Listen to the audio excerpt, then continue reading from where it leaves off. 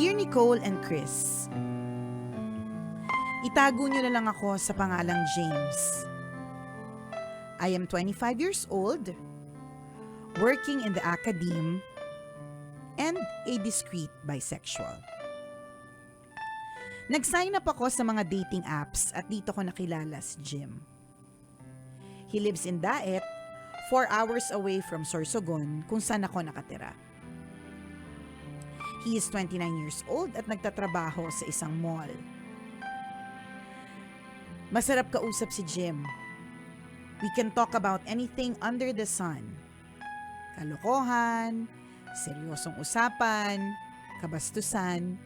We chat for hours and kapag pwede, video call. We encourage and motivate each other. I tell him to take the board. He tells me na mag-workout. We plan to go to Baguio in Feb para mas yummy daw ako. And that is a trip that I'm really looking forward to. Last November, Jude, a virtual friend, invited me to hang out sa Pasacao Beach, an hour away from our place. Nagpaalam ako sa kanya pero hindi ko binanggit na overnight. He messaged around 5 p.m. Hindi pa kayo nakakauwi? I replied na hindi pa. Overnight? Tanong niya. Sumagot ako. Oo, ang ganda dito. Next time, tayo naman na mag-overnight. He warned me. Kapag matutulog na daw, magkatabi kami ni Jude. Hindi daw ako makakapagpigil at may mangyayari daw sa amin. Wag ko na daw pigilan. I-enjoy ko na lang. In my head, ano ba naman to? Wala naman sa isip ko yun. Tropa tong kasama ko.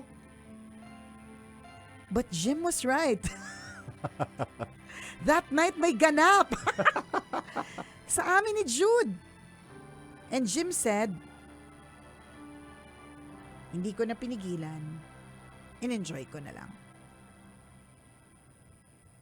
The following morning, pinapakwento niya sa akin what happened. Hindi ako kisintel, kaya I refused. Pero dahil mapilit siya at sinabi niya pang no kwento, no Baguio, I confessed. He messaged, "Thank you for your honesty. Salamat sa lahat." I can feel na nasaktan siya. Hindi ko akalain na seryoso siya. Akala ko playtime lang. Humingi ako ng tawad and I asked for a second chance.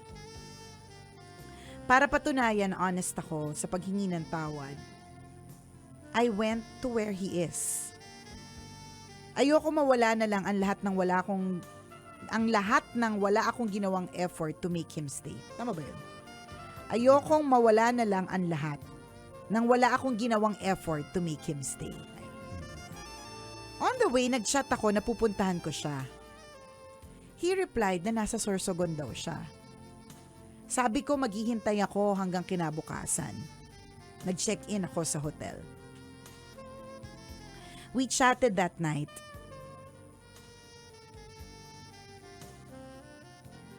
Gumaan ang pakiramdam ko kasi naglolokohan na kami.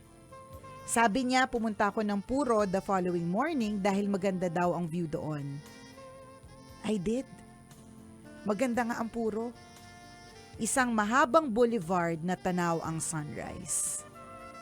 Maraming nagja-jogging, presko ang hangin. Bumalik ako ng hotel para maligo. Plano ko nang umuwi. Nasa banyo ako when he called, telling me na sunduin ko siya sa lobby ng hotel. Patakbo akong bumaba ng hagdan. Sinalubong ako ng lalaking naka-hood. Dumiretso kami sa kwarto at ginawa ang matagal na naming pinapangarap gawin. I asked him to stay for lunch. Pero hanggang 8:30 a.m. lang daw siya.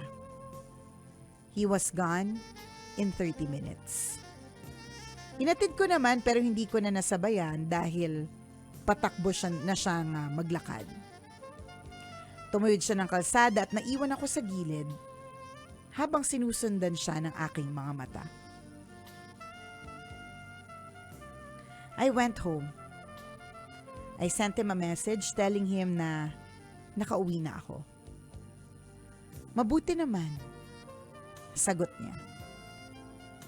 And that was the last time I heard from him. Hindi ko alam why he ghosted me. Dahil ba sa kasalanang nagawa ko?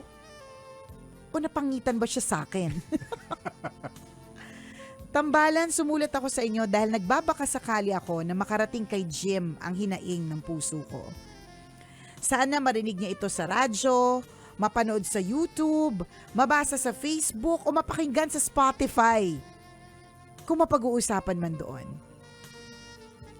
Gusto kong malaman ni Jim na I'm truly sorry for what I have done and that there has never been a day when I have not thought of him and that miss na miss ko na siya sobra. Sana bigyan niya pa akong isa pang chance and I promise to commit to him 100%. Sana mag-reply na siya sa mga chats ko. Sana mag-book na kami sa Baguio. Pupunta pa din naman ako sa Baguio kahit mag-isa pero mas masaya kung kasama ko siya. Thank you Nicole and Chris for reading my letter. Ang inyong tambalanista, James.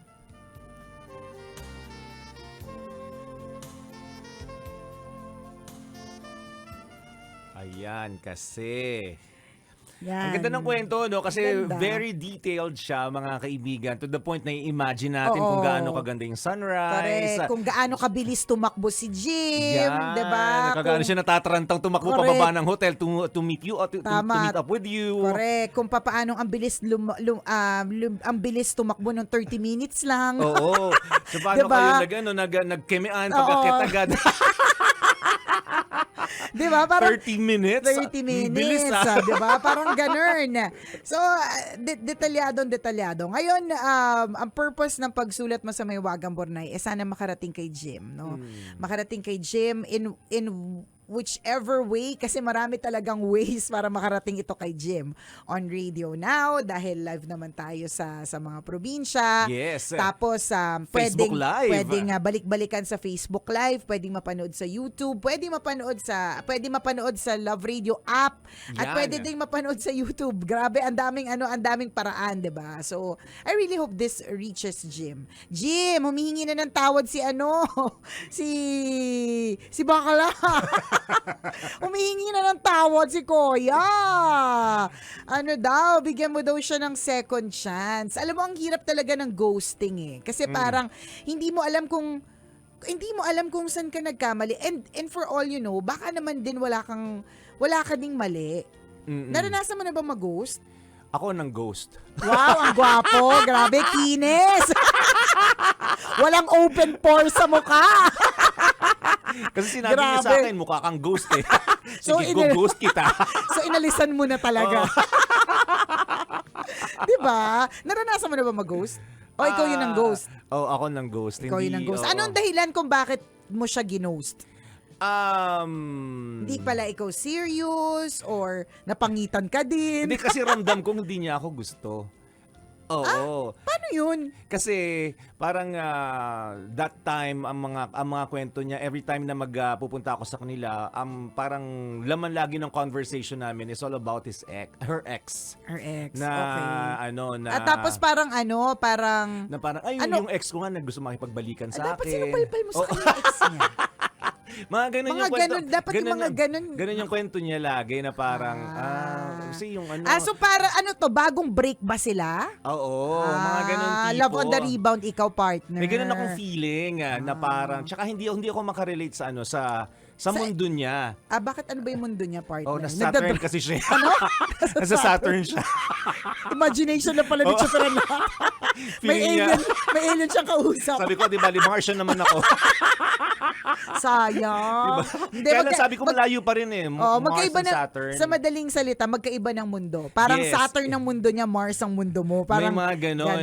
Tsaka hindi ko, bakit kayo to in the first place ano tawag doon, click ba? Or Hindi, nirefer lang kami sa isa't yan isa. na naman tayo sa referral Oo. Ay, alam mo noong panahon natin, di ba, uso yung mga referral. Oo. Pag i-meet mo si ganyan, baka sakaling single ka naman, Oo, single siya. tama. Malay mo nga naman Oo. Yun, gano'n. So, in-invite ko siya. Sabi ko, ano tayo? Ayan, sige, dinner, nood sine, simba-simba, MMA, mga yan. gano'n. O so nagka-emehan na, grabe, nagsimba muna bago mag-eme. Para balanse.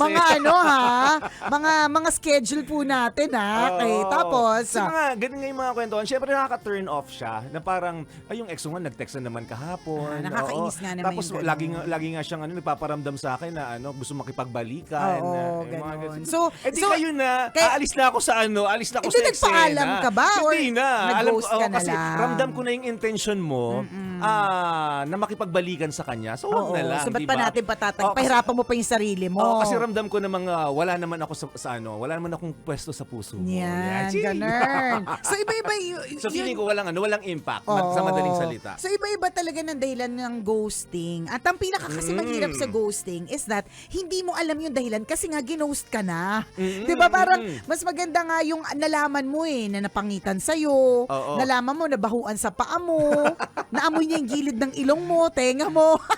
Yung mga ganun ba? Para At least alam mo na may dahilan. Oo. Pero si James, anong pangalan niya? Jim. Yung sender, si JNJ. Yung Parehong J sender. Oo, yung sender na si James. Alam niya yung dahilan na kung Actually, bakit. confused siya, partner, Kasi- confused siya kasi in the first place, parang pinayagan naman siya noon. Tas in a relationship na ba kayo noon? Nung Jude? Nung may kemehan sa may pasakaw ba yun? Oo, pero nung inamin mo kasi malamang nasaktan. So may dahilan na siya kasi sinaktan mo siya. Oo. Diba Alam na niya pa- nga hindi mo caring maging loyal. Pero to begin with, kayo ba ni Jim? Kung hindi man, Yan ang mahirap pero may understanding na kayo eh. Pero partner, mahirap yan eh. Ay, yung Oo. mga understanding na yan, wag tayong pumayag sa understanding. Totoo, kasi ano yan kailangan merong label. Kasi Oo. kapag ka walang label, and it's just an understanding, hindi ka sure. Hindi mo alam kung saan ka lalagay. So, tapos biglang magme-message siya sa'yo, sige, pag may nangyari sa inyo ni Jude, okay lang kasi enjoyin mo lang. Parang tanga, ano yun? Ay, akala ko ba may understanding tayo? Dito yung sinasabi ko, partner, na the label is very, very important.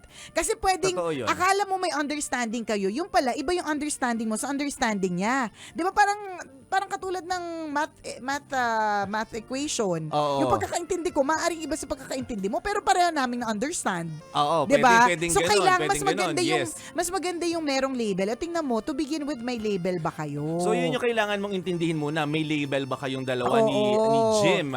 Kasi kung wala naman talaga, purely parang emotions, nag-enjoy lang sa isa't Oo. isa yung mga ganon. Well, wala kang habol. Wala kang habol. Gets mo yan, partner? Ewan ko kung di na ba uso ngayon ng label, guys? Paki-explain naman sa amin with feelings and dance steps. Kasi bakit gano'n? Parang wala ng label. Kaya lang kasi, ako based on experience lang, partner ha, kapag ka kasi walang label, wala kang habol eh. Parang hindi mo sure, okay, sige, may understanding kami, lagi kami nagkikita, ganyan. Ang saya-saya namin pag magkasama, chat every day, at kung yung parang ganito, ganyan, Oo. yung sitwasyon ni James at ni Jim, 'di ba? Pero dahil walang label, hindi mo sure kung ano ba pwede ba akong dumit? Or pag nag-date ba siya? Or pag bigla siyang cannot be reached, mag-worry ba ako? Yung mga ganun bang mga isipin ko ba na okay lang ba may kasama siyang ibang girl? 'Di ba? Yung mga ganun. Correct. Parang ang hirap kasi pag walang label. Kaya naging complicated yung sitwasyon nyo, Oo, kasi wala James kayong and Jim. Oo, kasi wala kayong label eh. Oo, yun yung kailangan mong siguraduhin. Oo. Hindi namin na gets kung kayo bang dalawa or talaga Or wala- nag-enjoy lang kayo sa sa company of each other. Yes. 'Di ba? Kaya sa akin lang yun Ewan ko kung di na uso, pero sana naman uso pa or wag namang iwala sa uso yung label. Kasi Importante yun. mas maganda talaga yung meron label para at least alam mo yung habol mo, 'di ba? Totoo yun. Ngayon tuloy Nagpirmahan dapat. Oo, may blood ganun. compact dapat. Ganyan. 'Di ba? I-seal ang ang Seal the relationship, deal. Oo. 'di ba? Kaya tuloy nag-ghost siya. So ngayon left hanging ka. So ang tanong din namin sa'yo, to begin with, with, kayo ba? Mm, Ang sakit, di ba? To begin with, kayo ba? Hindi naman Tama. yata. Pero assuming Diba? na kayo nga, di ba? Alam Tapos mo yung umalis siya. Alam mo ngayon yung dahilan kung bakit siya umalis kasi sinaktan mo siya. Correct. Di ba? So, Yun yung parang medyo evident. Oo. So, dito sa kwento mo. So yun yung lesson na pwedeng matutunan ng marami nating mga kabisyo ngayon. Na talagang kapag sinaktan mo ang isang tao, hindi di ba? ka sure kung bibigyan ka ng isa pang chance. Kasi hindi lahat ng tao ay kaya magpatawad ura-urada. Totoo yan. Di Kaya ba? nakakabilib yung mga kaya magbigay actually ng second chance eh. Yung one more chance, nakakabilib talaga yung mga ganun. Totoo yun. And for you na ginost, it happens talaga. Minsan isang napakalaking question yan. Minsan, hindi na lang din natin, eventually maiintindihan mo kung bakit eh. Kumbaga, ibibigay din sa'yo ni Lord yung rason kung bakit nangyari. Eventually. Pero for now, kung kaya mo pang, sige, manligaw sa kanya ulit or try to win him back. Talagang, seryoso ka na sa kanya, edi go. Ikaw din naman yung makakapagsabi sa sarili mo na napagod ka na eh. Pero at least, alam mo sa sarili mo, sabi mo nga, alam mo sa sarili mo na ginawa mo lahat ng effort. And now, ikunento mo pa sa Maywagang Burnay, so additional effort pa yon on your part. Tama, di O, ba? diba? So in fairness to you, talagang sising-sisi ka naman sa kalandian mo, friend. Diba? In fairness naman talaga kasi to you. At malay mo, pag nabasa pa nung mga ni James or ni Jim, nalilito ako kasi J&J kayo, nakakalito yung pangalan. Pag nabasa pa niya yung mga comments ng mga kabisyo natin, kung ano yung opinion nila diba? tungkol sa inyong dalawa o sa Baka relasyon yung dalawa. matauhan. Diba? Magkaroon siya ng idea kung babalik ba siya sa'yo or hindi na. Diba? Diba? And if it's meant to happen, it will happen. Kahit anong mangyari at matutuloy ang bagyo ninyo if it's meant to be. Hindi naman naalis yung bagyo. Hindi. Huwag kang mag-alala. Yan yung lagi ko yung sinasabi sa sarili ko. Hindi aalis ang bagyo, hindi aalis ang mga lugar-lugar na yan. Mababalikan at mapupuntahan yan sa tamang panahon. Ha? Good luck to you, Jim. And hopefully mabasa, mapanood, maka-reach itong mensaheng ito kay James. Ay, kay James. Ano? Ang gulo na. Kay Good John. luck to... Nagkaroon isa pang kalandian. Good luck to James. Good luck to you, James, yung writer na Maywagang Burnay. At sana makarating kay Jim. Yan. Ang ganda ng kwento nila actually. Ang ganda ng pagkakalatag, ang ganda ng pagkakasulat. Tama. Diba? Ang ganda ng kwento mo. Ang galing din ng writer. Yeah. Hello, Miss Jane. Diba? Letter Kasama natin J sa done. eksena si Miss Jane. Diba? Si Jim, si James, si Jude na virtual friend, at ang writer natin na si Jane. Ayan. Good morning sa iyo, Miss Jane, and Merry Christmas. Yun. Good luck, James! And God bless sa iyo. At sa lahat ng mga naka-experience ng ghosting, kaya nyo yan. Akala nyo lang hindi nyo kaya. Masakit talaga yan, promise. Super. Kasi ang dami-daming questions. Pero kung akala nyo hindi kayo maka-move forward, akala nyo lang yun.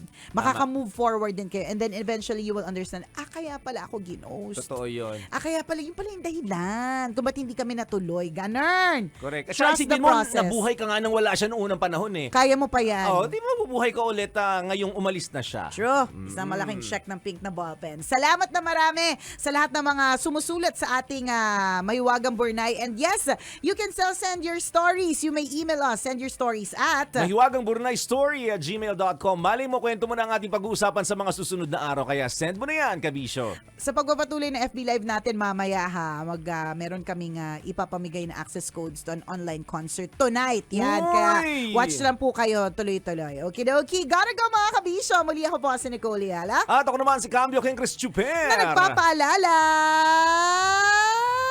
walang matatag na relasyon sa malanding may determinasyon. Yon!